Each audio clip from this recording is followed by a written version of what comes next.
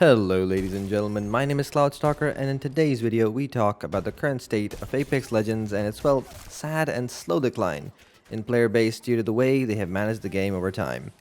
Now Apex once held a proud position on Steam, revolving around the 3rd and 4th position in concurrent players, but since then it's dropped staggeringly to the point that it can't even be found in the top 10 games sometimes, depending on the time of day. This is due to the result of an ongoing boycott for the game due to the recent Battle Pass price change. And not only that, the community has absolutely bombarded the game with negative reviews on Steam, which is pretty reminiscent to what happened to Overwatch. Now, just recently, however, Respawn gave out a statement about making some new changes due to the massive outpour and negative feedback they just received. Honestly, there isn't much to say about the changes besides the fact that it's possible to buy the Battle Pass with Apex coins again. The split in the Battle Pass system still remains, and they give a message about having heard the community loud and clear about the current issues the game is currently plagued with. For now, at least from the looks of the steep decline in players within the last week, the boycott is actually still working to a greater extent, and it would seem that players aren't really confident in Respawn's commitment. But that there's an entire debate on how tone deaf EA is right now concerning Apex, and how this update might be the one that breaks the pony's back. The sudden drop in Apex players is obviously threatening, but it was gradually declining either way, primarily due to the many other core issues the game has. Now, some believe that the pricing changes were directly related to the already declining player base, and that EA decided to take a gamble and try to run as much profit as they can from the players that would remain after the change hits. Now, whether this truly is the end of Apex, which I sincerely doubt, and I'll get to that later. What is true is that this isn't at all the main reason Apex is currently suffering. There are a barrage of problems it faces currently, and this change is basically just a kick on the face to someone who's already lying defeated on the floor. Yeah, it's rough. And this is why most people can't seem to trust Respawn at the moment, because everyone just feels like the main issues will be glossed over by tiny small distractions over time, ultimately never really getting down to the root of the problem. Now, before I start tying up all the problems together, I do wish to say that it's truly a shame where Apex stands currently, as at least from a strict gameplay design standpoint, I actually enjoyed this season with the new changes they implemented to the legends and the shields, and so on and so forth. The game actually feels a little less sweaty and enjoyable until, of course, suddenly you get that classic netcode disconnect error or those ping spikes or choke, and that's exactly it. The servers have been the #1 problem for this game since day one. And I know that because, well, I was literally there. The crashes and netcode errors that kept popping up every now and then were a huge concern, especially because back then there wasn't really any way to rejoin the game you've been kicked or disconnected from. And even with its servers running like a toaster at most times, the game was still enjoyable, because what it offered was pretty exciting. At least back then when the game was new, and most people hoped they would eventually fix these issues down the line. And yeah, for the most part, they did fix more of the glaring challenges that the servers had, but ultimately they never really got down to actually fixing the problems for good. And for me, and I know this is a personal opinion and anyone can have a difference in opinion here, but for me personally, Apex has the worst servers out of any mainstream MMO game that I've played, and yes, they are that bad to me.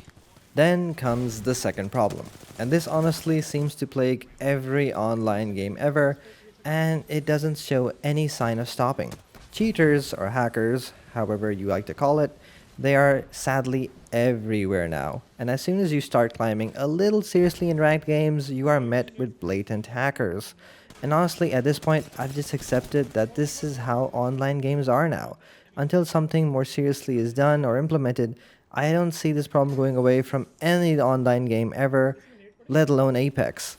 And it's sad that this is what's given a rise to this dumb trend of hackers versus hackers in CS2 or Valo, and I see some people do it in Apex as well when they think like they're being outmatched sometimes, which I think is even worse. I do feel like something down the line is coming, at least I hope it's coming, there's some optimism inside me, but honestly, if there is someone out there making some AI anti-cheat that'll probably fix all this, it's still unlikely, because do they really care about us? Probably not. And let's say an AI cheat does come into play.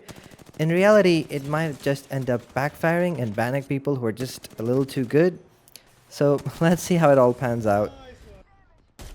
Now, the third problem is with the game's internal design and advertising. Hear me out now.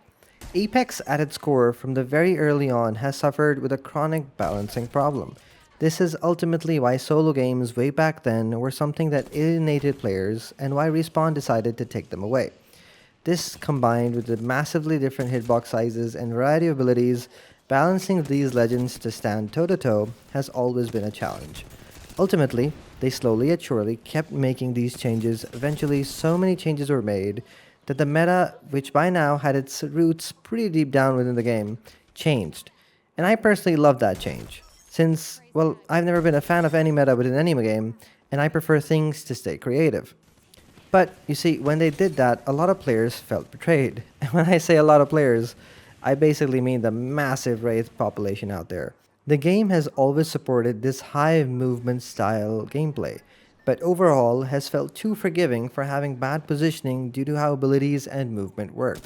This has always been a problem for games with abilities and different sized bodies when they push the game to be more competitive than it is fun, because there was truly just never a level playing field. And that's completely fine.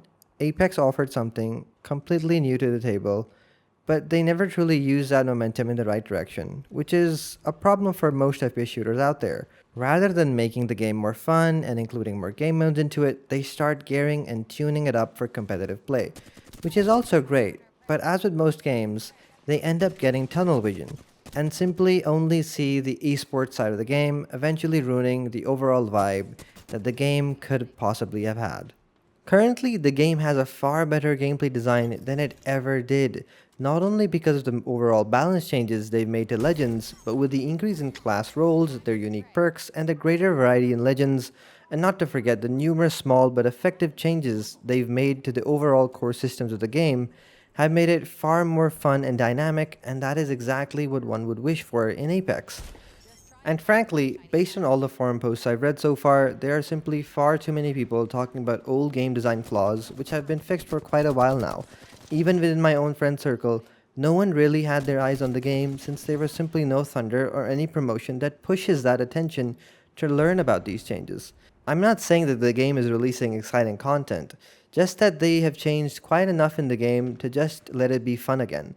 Well, at least until you get disconnected or get hit by a ping spike, and obviously their latest change doesn't really help either.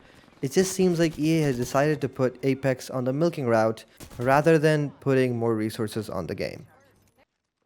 This finally brings us to our final fourth problem, monetization. It's not really a problem to me per se, but it's ended up becoming a problem or morphing into one at this point because everything else is just not given the right attention, and you can clearly judge a company's intentions with their game with how they balance the content of the game around the concept of monetization. And here is where the problem lies. The free-to-play format is genuinely very successful in the current era of gaming that we live in today. And it's not because there is a small portion of people who play or pay for the games and the skins, but it's primarily because a very large portion of gamers are willing to spend a decent amount of money on the game, that they're willing to spend like literally hundreds and sometimes even thousands of hours into. I mean, just look at the most popular games of this genre: CS2, League, Valorant. Most people are willing to spend a decent amount of cash in all these games, and studios are just picking up on these habits that we, the community, have. I know there are people out there who love to bash on whales, and that's all good. But I think it's time more people realize that the whales are not really that small of a minority everyone believes them to be. From various polls that took place and surveys that were made for League or CS, about 18 to 20% of the people who participated in these surveys had spent more than $1,000 on these free to play games. That's almost one out of every fifth person who took part in the survey. There is apparently a published report that claims 82% of video gaming adults in the US have spent money on free-to-play games. And no, it's not just because of the mobile gamers out there. 77% of the people in this report apparently play on more than one platform. So ultimately, when you look at the state of gaming, you have to understand that this sort of model is only going to grow more rapidly, as there just doesn't seem to be any decline in its growth in the larger market out there. Now we can all agree, obviously, that this pricing change will hurt Apex, and its effects can already be seen on the Steam chart and the review page. But will this actually kill the game? I really doubt it. And the primary reason for that is Overwatch. It's a prime example of this. Slowly yet surely, the boycott hype will die down, and the company will make some decent amount of changes, but not to the extent that the players asked for. Just enough changes in the decent amount of time that players will slowly forget, after which they'll release a good amount of content that people do like, and players will forget about all the underlying problems that the game has. But effectively, that only works if Apex wants to bring back its player base. And with the way Apex is going right now, I don't think the EA people have any idea of the real problem here. And by the time they really realize it, I think it's gonna be too late to win the trust of the people back. In the end, it's just a real sad heartbreak for the most devoted Apex fans out there. Until EA wishes to actually put some proper resources back into this game, things look a little bleak.